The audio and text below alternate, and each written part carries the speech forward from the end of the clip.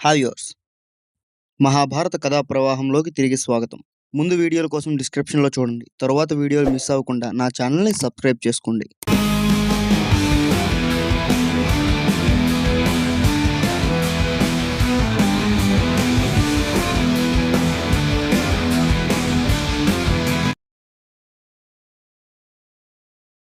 అజేయుడు, అద్వితీయుడు, ముల్లోకాలు జయించగల శక్తివంతుడు అయి దేవేంద్రుడు అంత గొప్పవాడు అయిన ఒక పుత్రుడు కావాలి అని పాండురాజు ఇంద్రుడి కోసం తీవ్ర తపస్సు చేస్తున్నాడు.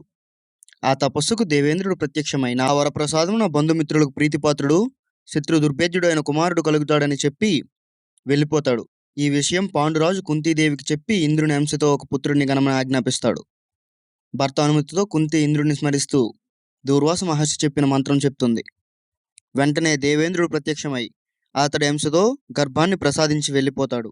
ఉత్తర పల్గుని ప్రథమ పాదంలో నరనారాయణులలో ఒకడైన నరుడు ఇంద్రుని తేజస్సుతో దేవేంద్రుడిని మించిన బలంతో సాక్షాత్తు శివుడితో యుద్ధం చేయగల సూర్యుడు, మహాభారతంలో మరో గొప్ప వీరుడు అయిన పల్గున పార్థ కిరీటి ధనుంజయ అని అనేక నామధేయుడు కుంతి మధ్యముడు ఉదయించాడు. ఇతడు కార్తవీర్యుని కంటే గొప్పవాడు అవుతాడని ఆకాశవాణి అర్జునుడు అని నామకరణం చేసింది. సాక్షాత్తు దేవతలే వచ్చి పూలవర్షం కురిపించారు. దివ్య దుందుబిలు మ్రోగించారు.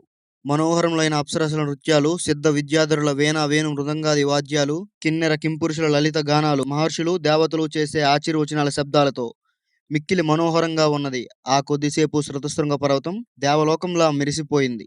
ఇలా కుంతి, పాండురాజు త్రిమూర్తుల వలె ఉన్న ముగ్గురు కొడుకులతో ఆనందంగా జీవితం గడుపుతున్నారు. కానీ పాండురాజు రెండవ భార్య అయిన మాద్రి తనకు సంతానం కలిగే మార్గం లేదు అని చాలా బాధపడుతుంది. ఒకరోజు తడబడుతూనే పాండురాజుతో నాకు కూడా కుంతీదేవి వలె సంతానం పొందాలి అని ఆశగా ఉన్నది. మీరు నా యందు దయతలిచి కుంతీదేవికి నాకు పుత్రులు కలిగే మంత్రాన్ని చెప్పమని చెప్పండి అని అడిగింది. పాండురాజు సన్నని చిరునవ్వుతో నేను కూడా అదే ఆలోచిస్తున్నాను. తప్పక నీకు కుంతికి పుత్రులు కలిగేలా చేస్తుంది అని చెప్పి వెంటనే కుంతీదేవిని పిలిచి విషయం చెప్తాడు. భర్త మాటకు కుంతీదేవి అంగీకరిస్తుంది. లోకానికి మేలు చేసే అశ్విని దేవతల అంశాలతో పుత్రుల్ని పొందమని పాండురాజు మాద్రికి ఆజ్ఞాపిస్తాడు. మగని మాట ప్రకారం మాద్రి అశ్విని దేవతల అంశతో సూర్యచంద్రుల లాంటి తేజస్సుతో దేవతల వంటి గొప్ప సుగుణాలతో ఇద్దరు కవల పిల్లలకు జన్మ ఇస్తుంది. ఆకాశవాణి అమితమైన ఆనందంతో వారిరువురికి నకుల సహదేవులని నామకరణం చేస్తుంది.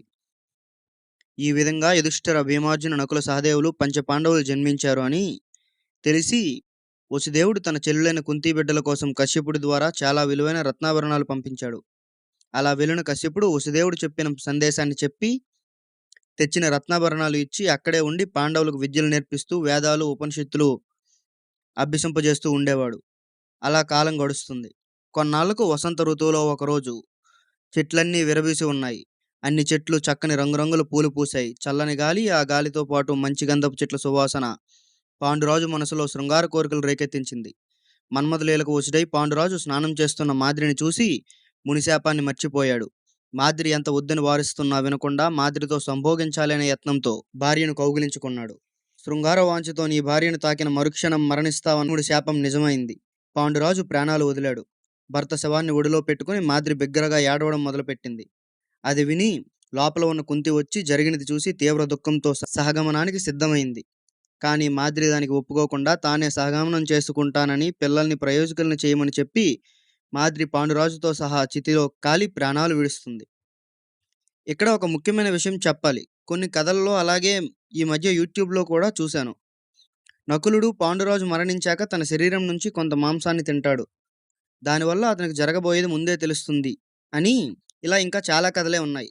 కానీ అవన్నీ పుక్కిటి పురాణాలు తప్ప నిజాలు కాదు. మూల భారతంలో కానీ కవిత్రయ భారతంలో కానీ ఈ విషయం లేదు. అది రాజ సాంప్రదాయం కూడా కాదు. కాబట్టి ఇలాంటి అబద్ధపు కథలు నమ్మకండి. ఇంకా భారతంలో లేని చాలా కథలే ఇలా ప్రచారంలో ఉన్నాయి. వాటి గురించి ఒక ఫుల్ వీడియో త్వరలో అప్లోడ్ చేస్తా. ఇంతవరకు చూసారంటే మీకు వీడియో నచ్చే ఉంటుంది కనుక ఒక లైక్ వేసుకోండి. అలాగే కుదిరితే ఒక కామెంట్ చేయండి.